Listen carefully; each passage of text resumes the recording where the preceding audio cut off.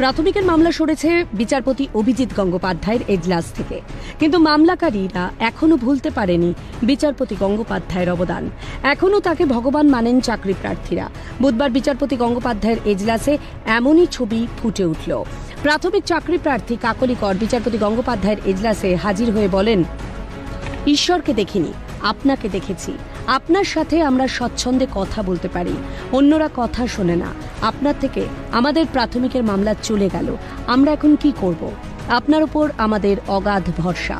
কোর্টে যদি আমার মামলার কোনো কিছু না করে, আমি মিডিয়ার সামনে আমার অরিজিনাল কাগজ জ্বালিয়ে দেব। আপনার কাছে মামলা আছে, আমি আপনাকে শোনাতে চাই।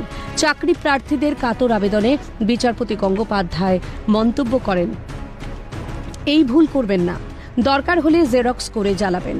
আপনার কাগজ পুড়িয়ে দিলে সব লড়াই মিথ্যে হয়ে যাবে, দুর্নীতিবাজরা রেহাই পেয়ে যাবে। আপনি মামলার নম্বর আমার অফিসারকে দিন। আমার কাছে মামলা পার্ট হার্ড থাকলে অবশ্যই এটা শেষ দেখে ছাড়ব। চাকরি প্রার্থী কাকলিকর সন্তোষপুরের বাসিন্দা। 2005 সালে পিপিটিআই পাশ করেন, কিন্তু নিয়োগ হয়নি। প্রাথমিক শিক্ষা পর্ষদ চাকরি দেয়নি। এরপর আদালতে মামলা করেন 2021 সালে। সুপ্রিম কোর্টের নির্দেশ আছে চাকরি দিতে হবে, কিন্তু পর্ষদ টালবাহানায় আটকে দিচ্ছে 100 জন চাকরি প্রার্থীর নিয়োগ।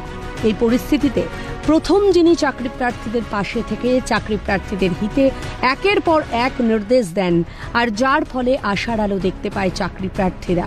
এতদিন আদালতে তারা তাদের রক্তমাংসের ভগবানের কাছে বারবার ফিরে এসে আবেদন জানিয়ে কান্নাকাটি করে বিচার চায়। ভগবান আশ্বস্ত করলে মানসিকভাবে শান্তি পায়, নতুন আশায় বুক বেঁধে ফেরে বাড়ির পথে। কিন্তু সেই বিচারপতি গঙ্গোপাধ্যায়ের এজলাস থেকে তাদের মামলা সরে যাওয়ার পর হতাশ চাকরি প্রার্থীরা, যার প্রতিফলন দেখা গেল বুধবার বিচারপতি অভিজিৎ গঙ্গোপাধ্যায়ের এজলাসে কাকলিকরের কাতর আরতিতে। Abhirupa Hajra report, Calcutta news.